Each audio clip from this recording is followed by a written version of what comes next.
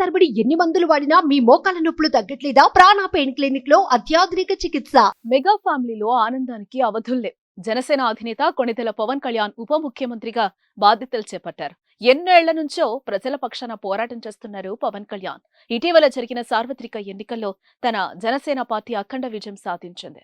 21 MLA, 2 MP స్థానాల్లో పోటీ చేసి క్లీన్ స్వీప్ చేసింది.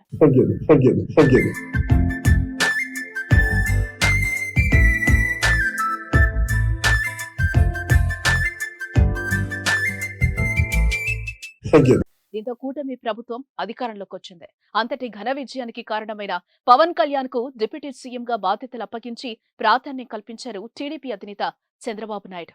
పంచాయతీరాజ్, గ్రామీణాభివృద్ధి శాఖ, పర్యావరణం, అటవీ, సైన్స్ అండ్ టెక్నాలజీ వంటి కీలక శాఖలను కూడా అప్పగించారు. ఈ క్రమంలోనే బాధ్యతలు తీసుకున్న పవన్ కళ్యాణ్ కు వదినమ్మ అపురూపమైన బహుమతి అందజేశారు. మెగాస్టార్ చిరంజీవి భార్య సురేఖ పవన్ ను కలిసి పెన్నును బహూకరించారు. ఇక నుంచి ప్రజల కోసం చేసే ప్రతి పనికి ఆ పెన్నుతోనే సంతకం చేయాలనే ఉద్దేశంతో సురేఖ ఆ బహుమతి ఇచ్చినట్లుగా తెలుస్తోంది. వదిన గారు ఇచ్చిన ఆ బహుమతికి జనసేనాని ఉబ్బి తబ్బిబ్బయ్యారు. తల్లిలాగా భావించే వదినకు నమస్కరించారు. అరుదైన ఈ సంఘటన దృశ్యం సోషల్ మీడియాలో వైరల్ గా మారింది. మెగా పవర్ స్టార్ ఫ్యాన్స్ ఆ వీడియోను షేర్ చేస్తున్నారు.